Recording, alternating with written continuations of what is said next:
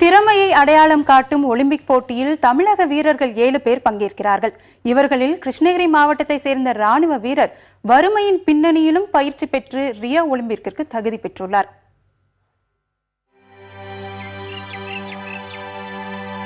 கிருஷ்ணகிரி மாவட்டம் வேப்பனஹள்ளி அருகே உள்ள கோகனே கவுண்டனூர் கிராமத்துக்கு புதிய பெருமை கிடைத்துள்ளது. இதற்கு காரணமானவர் இந்த கிராமத்தைச் சேர்ந்த தடகள வீரர் கணபதி கிருஷ்ணன். இவர் ரியோவில் நடைபெறவிருக்கும் 20 கிலோமீட்டர் நடைப்போட்டியில் பங்கேற்க உள்ளார். இந்த கிராமத்திலிருந்து வெளிநாட்டுக்கு செல்லும் முதல் நபராகவும் அவர் திகழ்கிறார்.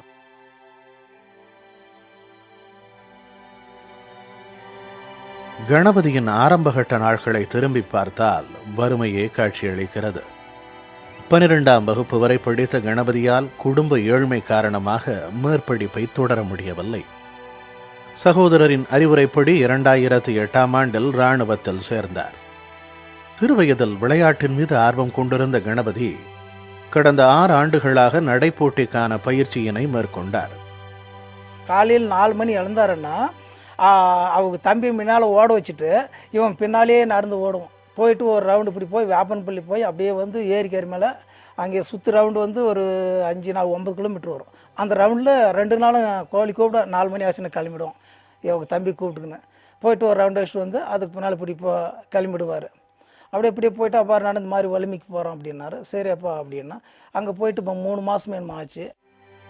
போட்டிக்கு தேவையான உடைகள் காலணிகள் வாங்க போதிய வருமானம் இல்லாத நிலையிலும் வெற்றியை எதிர்நோக்கிய கணபதி விடாமுயற்சியுடன் தொடர்ந்து போட்டியில் பங்கேற்றார். பெங்களூரு, கொல்கத்தா, சென்னை உள்ளிட்ட பல்வேறு நகரங்களில் நடைபெற்ற தேசிய சாம்பியன்ஷிப் போட்டிகளில் தனது திறமையை நிரூபித்த கணபதிக்கு பதக்கங்கள் குவிந்தன. கடந்த பிப்ரவரி மாதம் ஜெய்ப்பூரில் நடைபெற்ற 3வது தேசிய தடகள நடைப்போட்டியில் பந்தய தூரத்தை 1 மணி நேரம் 21 நிமிடம் 51 வினாடிகளில் கடந்து வெள்ளிப்பதக்கம் வென்று ரியோ ஒலிம்பிக்கிற்கு தகுதி பெற்றார். நம்ம விளையாட்டில் தீவிரமாக மெடல் வேணும் அது வேணும் சொல்லுவான். எனக்கு அடிக்க எனக்கு தெரியாதப்ப அதை பற்றி நீ தான் சொல்கிற ஏதோ சரி நடந்தால் சரி எங்களுக்கு அப்படின்னு சரி அதை விட்டோம் இஷ்டமாவே இல்லை. எங்களுக்கு எந்த இதுவும் கவர்மெண்ட் பண்ணல. அவனுக்கு இது வரைக்கும் தமிழ்நாட்டிலேருந்து அவனுக்கு 1 ரூபா கூட எதுவும் யாரும் ஹெல்ப் பண்ணல.